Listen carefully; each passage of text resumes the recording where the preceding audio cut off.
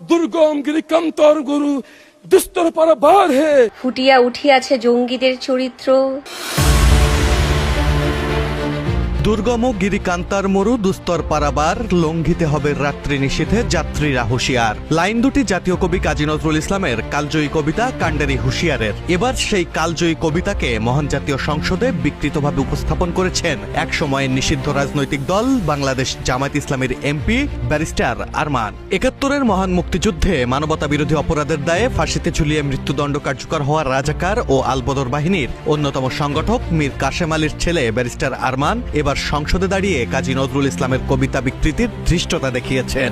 এরই মধ্যে ব্যারিস্টার আরমানের সেই ভিডিও সোশ্যাল মিডিয়ায় ছড়িয়ে পড়ায় ব্যাপক সমালোচনার মুখে পড়েছেন তিনি। নেটিজেনদের দাবি, স্বাধীনতা বিরোধী মতাদর্শের কারণে ইচ্ছাকৃতভাবে কাজী নজরুল ইসলামের কবিতাকে বিকৃত করেছেন ব্যারিস্টার আরমান।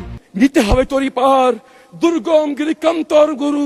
তথ্য বলছে, বৃহস্পতিবার জাতীয় সংসদ অধিবেশনে বক্তব্য দিতে গিয়ে কাজী নজরুল ইসলামের কান্ডারি হুঁশিয়ার কবিতা পাঠ করেন জামায়াত নেতা ও ঢাকা ১৪ আসনের এমপি ব্যারিস্টার আরমান। কবিতাবৃত্তির একাংশে দুর্গম গিরিকান্তার মরু না বলে মরুর স্থানে গরু বলেন ব্যারিস্টার আরমান। মুহূর্তেই অট্টহাসিতে ফেটে পড়েন সংসদ উপস্থিত মন্ত্রী এমপিরা। তার ভিডিও ভাইরাল হতেই রীতিমতো তাতেই তোলপাড় শুরু হয়েছে দেশ জুড়ে। নেটিজেনদের কেউ কেউ বলছেন, সংসদে দাঁড়িয়ে কাজী নজরুল ইসলামের কালজয়ী তার বলাৎকার করেছেন ব্যারিস্টার আরমান। আর 10টা নেটিজেনের মতো সমালোচনা করতে ছাড়েননি অভিনেত্রী ও কন্টেন্ট ক্রিয়েটর নীলা ইসরাফিলও। তুমি জঙ্গি মানুষ, তুমি হইতাছো দেশ কেমনে নষ্ট করে, দেশ কেমনে বিনষ্ট করে। নীলা ইসরাফিল উপহাস করে কবিতাটি আবৃত্তি করতে গিয়ে জামায়াতের জঙ্গিদের হুঁশিয়ার করেছেন।